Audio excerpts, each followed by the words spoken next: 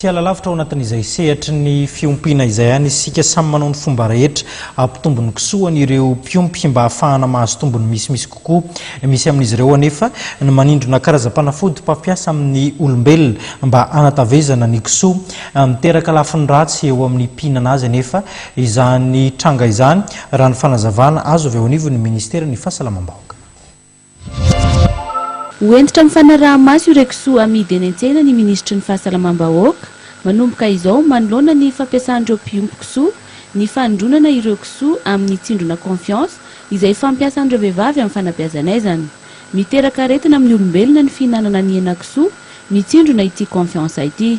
Hitanareo moa fa misy olona tsy maromarina foana dia amidiny zareo dia alainy zareo le fanafody iny dia atsindrony kisoa dia lasa matavy vetivety le kisoa. Dia rehefa natao ny fitsirihana tamin'ny toerana vitsivitsy, distrika vitsivitsy, dia hitany amin'le hena kisoa le izy. Hitany amin'le hena kisoa le izy. Ary io nefa ny hormone le izy. Hormone le izy zany hoe tena hormone mety mampikorotana ny be da be, mampikorotana indrindrindrindra resaka fo, ataonay problème cardiovasculaire, misy hafa koa problème hafa koa toy ny ataoko hoe lasa simba mihitsy ny resaka malela sy mavehivavy ohatra.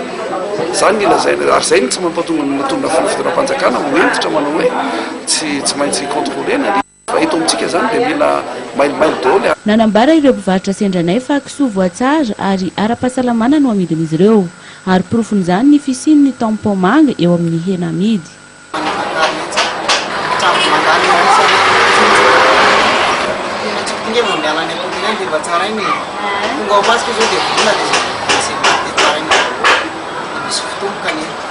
Etsekilan'ireo mpiompy sendranay dia nanambara fa vilona sy apopo no sakafon'ny kisoa izay ompian'izy ireo isan'andro.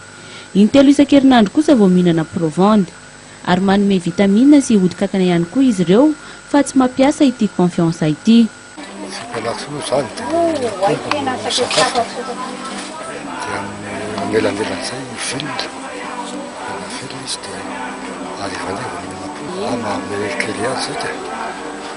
Zany zany tsy tena isan'andro le izy fa elanela hoe androandro terandro mampiavaty ohatra hoe hodina kaka na vitamine na zay mampanay amin'ireo kisoa. Tao anatin'ny volana vitsy izay dia niakatra ny vidin'ny hena kisoa teto Antananarivo sy ny manodidina ka R1,00 ny kilao ny mifangaro raha toa ka R2,00 kosa no tsy mifangaro.